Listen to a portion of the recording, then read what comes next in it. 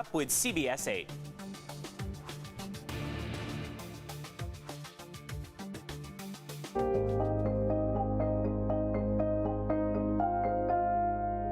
It remains to be seen. It's going to be chaotic for a while.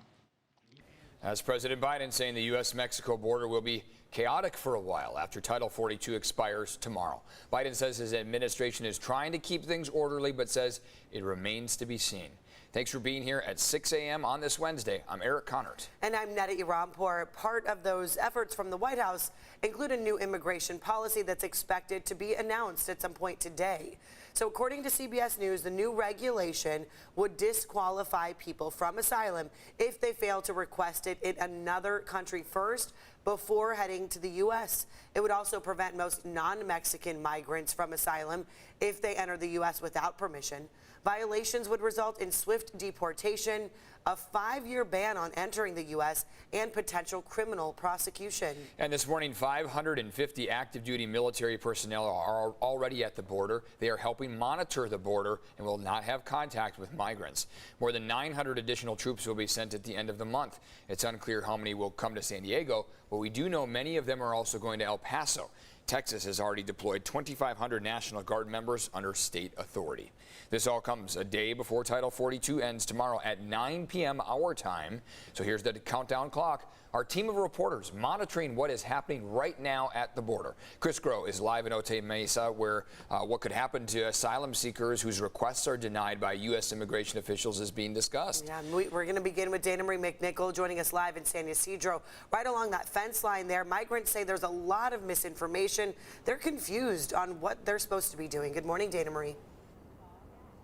Good morning, Eric and Neda. That's exactly right. A lot of them left in the dark on a lot of situations. So many of them right behind me waking up in tents, only having small blankets to keep them warm. And it was even raining earlier. Now, we've been here all week speaking to them, understanding that many have been fueled by false information on social media and word of mouth. So migrants we spoke to say they don't know the immigration policies that the U.S. has or even the strict consequences that will come with Title 8.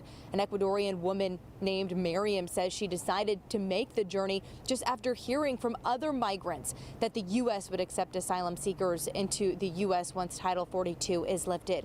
Another woman from Colombia says she was misguided by what she believes were smugglers who deceived her and told her she would be able to cross the border from the port of entry. She says she was detained immediately and was sent back to Mexico, where she remains at the San Ysidro border. People have also been hearing the messages of an open border, and we know that's just not true. It's what prompted immigration attorneys to share with migrants their message: don't be deceived. That once it's gone, they can just show up at the border and claim asylum, and they're going to let them in, and there's going to be all good, no issues. And that's not what's going to happen. And as the sun comes up, we're able to really see what's going on the other side of the fence. I've been speaking with many women in Spanish, being able to translate what they're saying to me. They share that they've been here for 5 days waiting on information. A lot of them don't have cell phones or asking for cell phones to be charged. This is how they're getting information from the government, but of course are not able to receive that. Now, there are a lot of questions up in the air, and we do want to send it over to Chris Groh, who is going to share with us what happens after if the asylums are not granted any of that. So, Chris, let us know what you're learning about.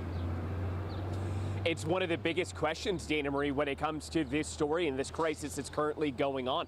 What happens to those who are denied asylum? And also, what are even the odds of being successful in claiming asylum and being allowed to stay in the United States of America after likely escaping a variety of difficult situations in your home country? Now, as for what the stats say, the odds are actually against those who are claiming asylum. According to the nonpartisan data research center Track, 2016 asylum claims were rejected nearly 55% of the time. That number jumped to nearly 74% in 2020 after Title 42. So what happens if they are denied, well, that's the part that gets tricky. Remember, many of these migrants are attempting to escape persecution, violence, or extreme poverty in their home countries, many of them in Central America as well as in South America. And it's not always a guarantee that they're going to be able to return to their home country. But here's immigration advocate Pedro Rios with the American Friends Service Committee talking a little bit about the difficulty in trying to predict what's next for many of these migrants who will end up expelled.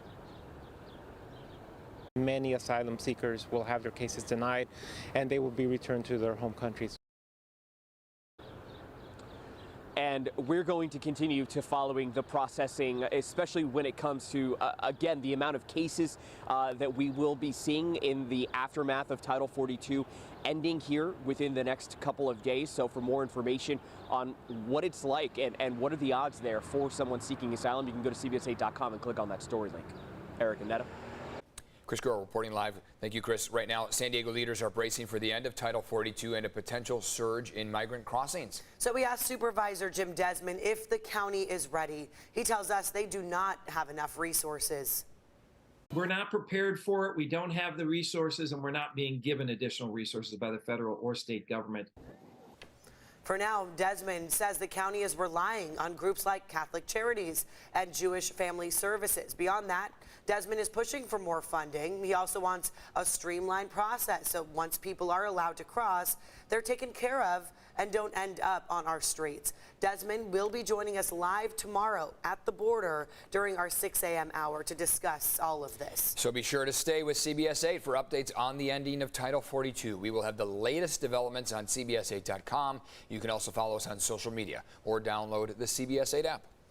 And now at 6:07, we want to check in on the forecast. A little rain, little spots here and there. Yeah, a little sprinkly out there. In some cases, more than just a sprinkle, a light rain to moderate showers that we've had reported, but they're few and far between. Otherwise, you're looking at this type of view as we start off the morning. That was Hotel Del. You see where those showers are as we head through now your 6 o'clock hour. Mostly light and scattered in nature, headed off toward the mountaintops for the most part. And south of the 8, we've got a pretty decent number of those scattered showers on the screen here. Up around Escondido, same situation, and some just building off of our coast headed toward Oceanside. Over the next several hours, those clouds are going to continue to break apart. We are actually looking at a beautiful start to the morning, but do keep in mind that even with the sun beaming down on you as the morning begins, the more menacing clouds can easily come by and drop a few hundredths of an inch on you between now and about 10, 11 a.m. After that, we're favoring dry skies. Mostly sunny conditions could prevail, but we're going to go with partly cloudy, just to be safe out there. 63 along the coast, 64 inland. These temperatures are cooler than yesterday and cooler than the day prior. That trough of low pressure has been moving in our direction, and today is the day that we're encountering the coolest of temperatures before we get a nice warm up on the way just in time for Mother's Day. View outside. 5:54 was that sunrise, so we're just about 15 minutes out from it. And you can see how from most of our mountain cameras, Sweetwater Reservoir there in the foreground, we're watching those clouds break apart. So rain chances after today are dwindling. That is great news if you've been waiting for the more summer-like weather. It's going to be a bit more spring-like in the meantime, though, especially for this about Thursday through Monday stretch. But still, temperatures along the coast are expected to be in the low 70s. Inland, we're going to make it into the 80s. So, I mean, take a look at this 10-day temperature trend. Between today and about Sunday, Monday, we're going to keep temperatures climbing daily. And then we're just going to kind of plateau in the above average range. We haven't plateaued above average nearly any point this year. So this is a welcome sight if you've been hoping for those warmer temperatures on hand. We'll get them. Just got to wait a little bit. Today's that final day of wet weather, very cloudy conditions to start off the day before things start to clear and warm. Now let's take a look at traffic. Here's a look at border wait times from the CBP website. Right now, pretty long wait out there in the general line at the San Ysidro Port of Entry. You're waiting 170 minutes to get through. That's nearly 3 hours in total. Otay Mesa Port of Entry, you've got an hour 20 on your wait. Netta, Eric, back to you.